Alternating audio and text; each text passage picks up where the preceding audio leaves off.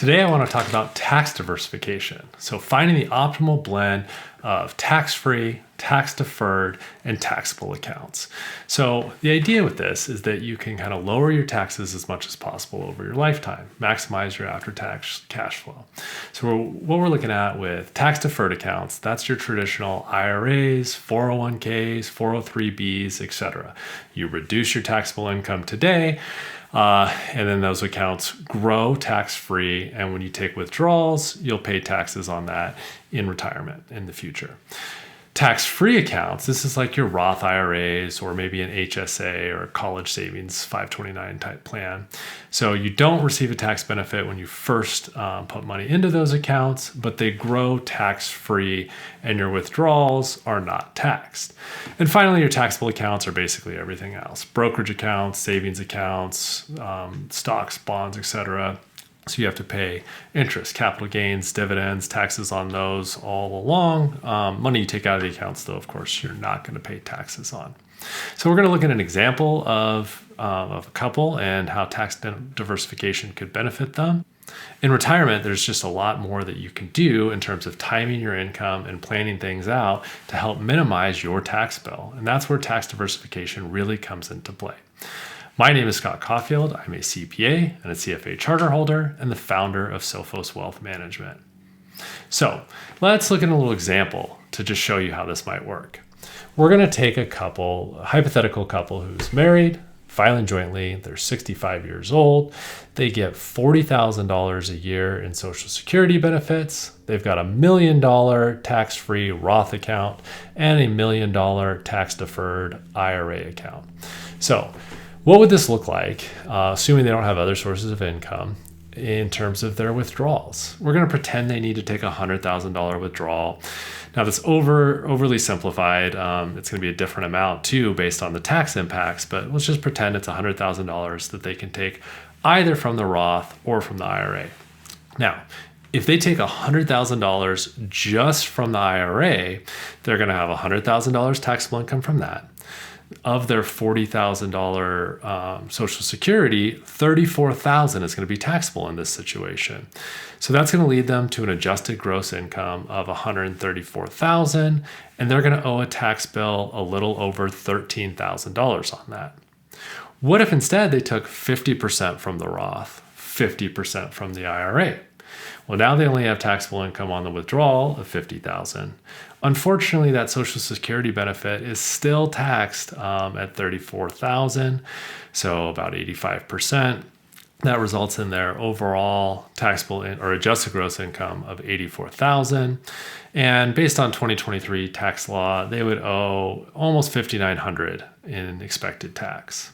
So quite a bit less, but still a hefty tax bill. If you keep lowering that down in terms of what was taxable withdrawal, you could take, let's say, 20%, so $20,000 from the IRA. Now you've only got a $20,000 taxable withdrawal. The other $80,000 would come from the Roth. That means that only $8,000 of the Social Security is now taxable. That results in adjusted gross income of $28,000 and an expected tax of $0. Obviously, if you took all of the Roth, none of the IRA, you're going to have taxable income there on the withdrawal of $0. None of the Social Security would be taxable, and you'd have a tax bill of $0. So this gives you some idea that it's very advantageous to be able to do some planning, especially because early in retirement, you have options to potentially delay Social Security. Or you could potentially move, if you wanted to, let's say, take low capital gain, or if you wanted low taxable income, you could take some capital gains and pay $0 capital gains tax. For a married filing jointly couple, if your adjusted gross income is below a little under $90,000, capital gains tax rate is $0. So there's a lot of planning opportunity here if you can achieve tax diversification. Now, let's talk a little bit about how you might go about achieving that. If you've already maximized your traditional 401k, you could look at doing things like a backdoor Roth. Or if your company plan allows it, you could even do a mega backdoor Roth. That can allow you to get over $60,000, sometimes close to $70,000 into retirement accounts. So if you can get over that 20,000 plus hump of just the individual contribution, you can make a massive after-tax contribution and get that into Roths, because most people have most of their savings already in tax-deferred accounts.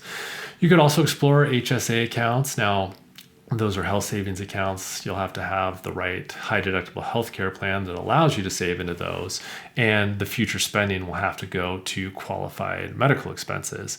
But that can be another nice little bucket of tax-free spending or withdrawals in the future. For those who are deciding between, who are not maximizing their contributions and are then deciding between, well, do I do traditional tax deferred accounts or should I go the Roth route?